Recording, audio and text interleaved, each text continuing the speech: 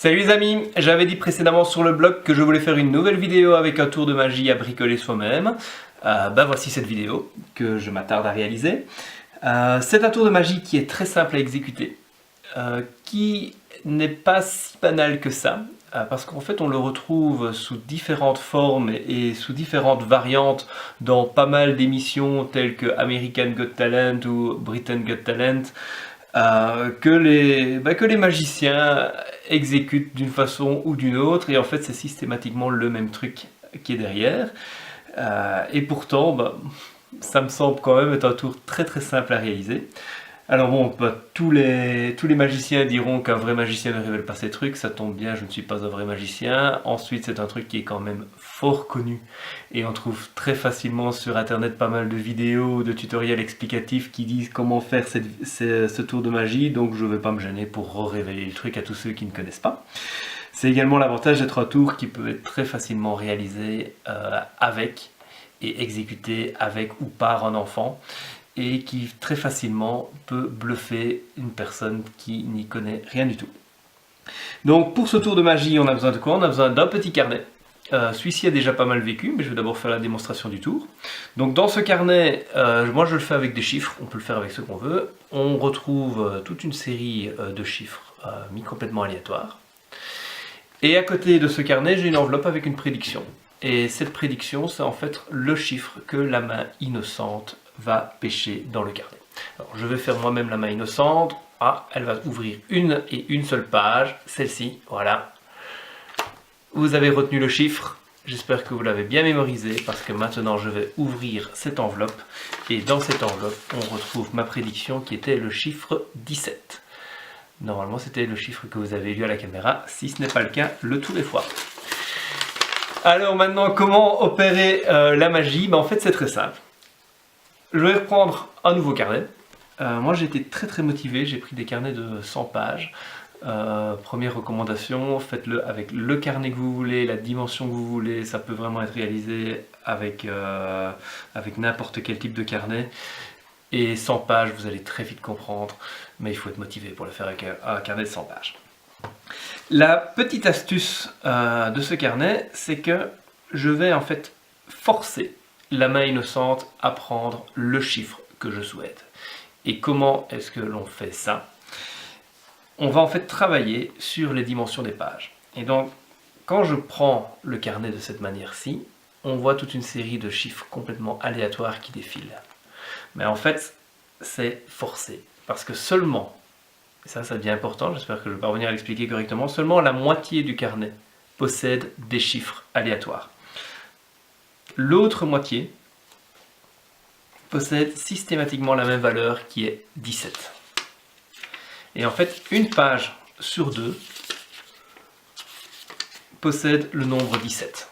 Alors, la plupart des personnes qui examinent le carnet disent « Ah ouais, en fait, tu as une chance sur deux de tomber sur le 17, et donc tu te bases là-dessus. » Ce qui n'est de nouveau pas vrai.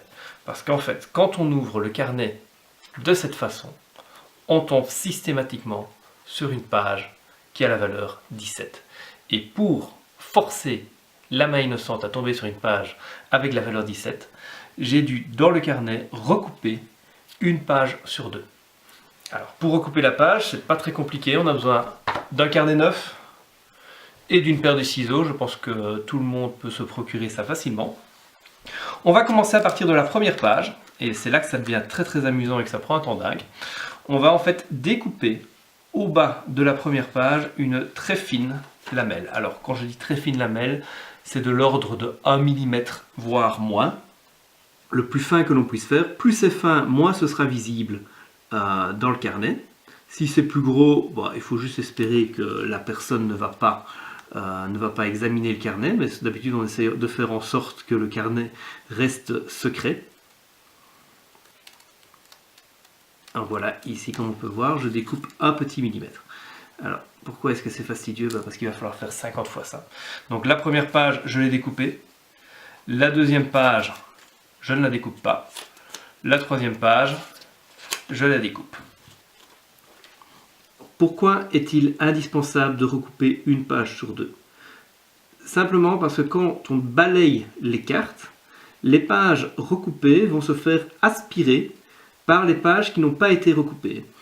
Et donc, dans un sens, on verra, dans un sens de manipulation, je vais le remontrer dès que j'aurai coupé cette page-ci, on va voir les chiffres aléatoires. Voilà, donc quand je prends le carnet ici, là, en fait, je bloque avec mon pouce, je viens bloquer les pages qui n'ont pas été recoupées, et donc on voit ce qui est inscrit sur les pages non recoupées. Mais quand je le fais dans l'autre sens, je bloque les pages non recoupées au-dessus. Et donc, on ne voit que les pages recoupées qui possèdent le chiffre 17 dans ce cas-ci. Je vais couper la vidéo, je vais finir de découper le carnet, et puis on se revoit avec quelques petites astuces supplémentaires que j'ai pu observer en testant le premier carnet pour que le tour soit réussi à chaque coup. A tout de suite!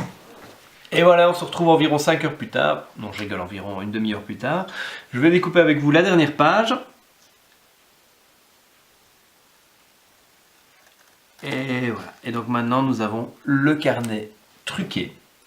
Je vais bouger du champ tous les petits bouts de papier. Nous avons maintenant le carnet truqué qui ne reste plus qu'à indiquer ce que l'on veut dedans, et sans oublier qu'une page sur deux doit être la prédiction que l'on veut faire. Ici je ne vais pas en refaire un avec des chiffres parce que j'en ai déjà un.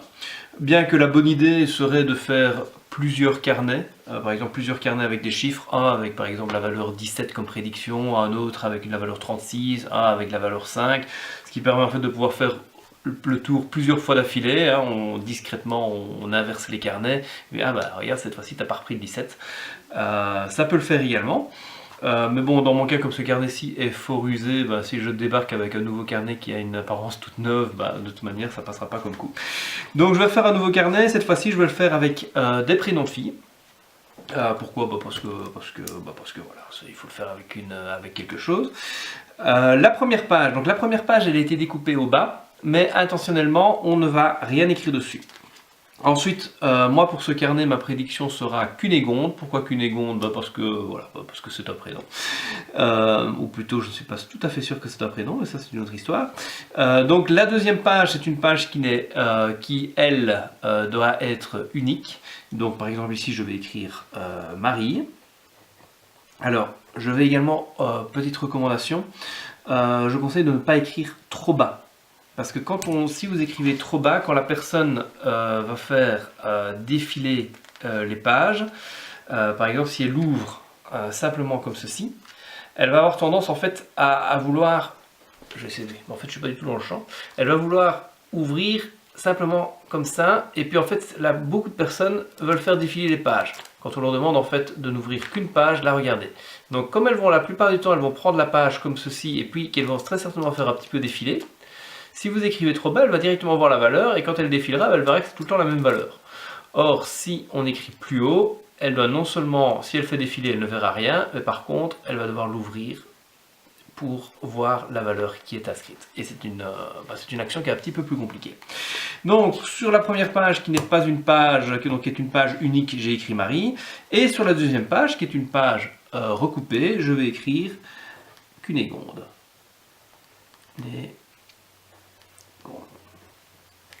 Ensuite, sur la troisième page, je vais écrire Anne, parce que c'est une page qui n'a pas été recoupée. Et sur la quatrième page, je vais écrire Cunégonde. Sur la page suivante, je vais écrire par exemple Élise. Et sur la page suivante, je vais écrire de nouveau ma prédiction. Ensuite, je vais écrire Sophie.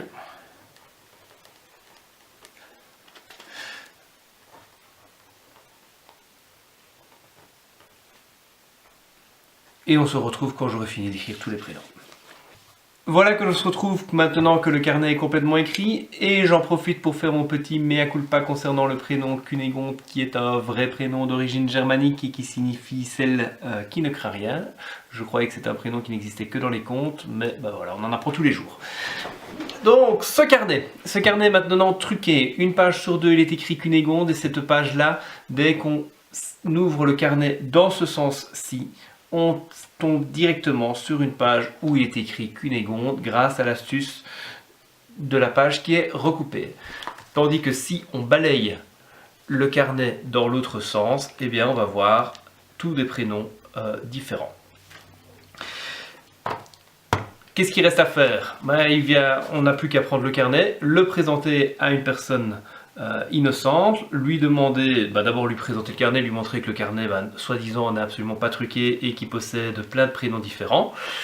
Lui demander de prendre le carnet dans la main, de sélectionner une page au hasard, d'ouvrir, de refermer, de mémoriser le prénom qu'il a lu et ensuite de faire part de la prédiction d'une manière ou d'une autre, que ce soit en l'ayant écrit dans une enveloppe comme j'ai fait en début de cette vidéo ou que ce soit par n'importe quel autre jeu.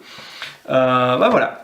Si vous avez réalisé ce petit carnet, si vous avez fait une petite vidéo avec un tour de magie, votre scénario que vous construisez autour, n'hésitez pas à la poster, à la mettre en commentaire, ça me fera vraiment plaisir de la regarder. N'hésitez pas également à venir sur notre blog, mettre des commentaires ou poser vos questions si jamais il y en avait.